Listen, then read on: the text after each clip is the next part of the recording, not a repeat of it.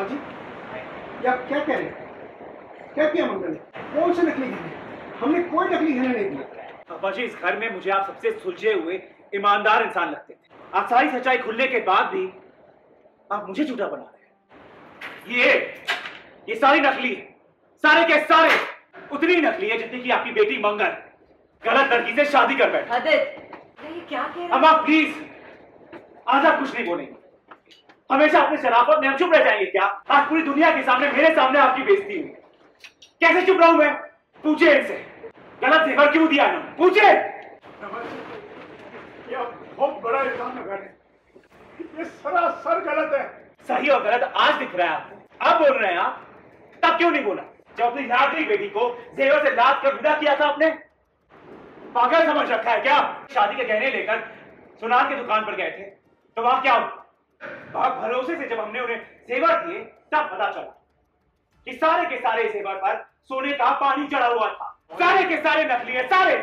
कम से कम कार्तिक को तो बचा लीजिए अम्मा, नहीं तो किस्मत ही टूटी हुई थी कि मेरी मंगल से शादी। शराब कुछ नहीं बोलोगी तुम।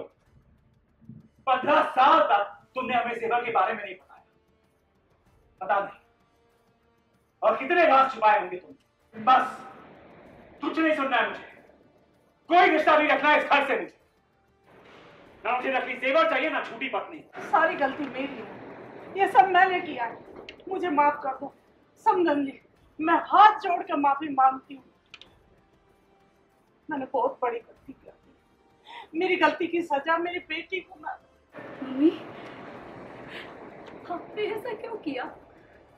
ये गहने तो ताई जी के थे ना। ताई जी के गहने नकली नहीं हो सकते। ताई जी के गहने कहाँ रखे आपने? वो मैंने पैसे किए। तेरे पापा ने फूटी कौड़ी नहीं कमाई, मेरे हाथ में कुछ नहीं था, सब कुछ मुझे ही संभालना था। बस वो गहने थे मेरे पास जो मुझे बेचने पड़े। मैं आपसे माफी मांगती जो कि मैंने ये सब आपसे छुपाया, आपको नहीं बताया। मैंने मंगल को भी नहीं बताया, इसके पापा को भी कभी नहीं बताया। दोनों की कोई गलती नहीं है, ना इन दोनों ने किसी के साथ छल किया, ना ही धोखा।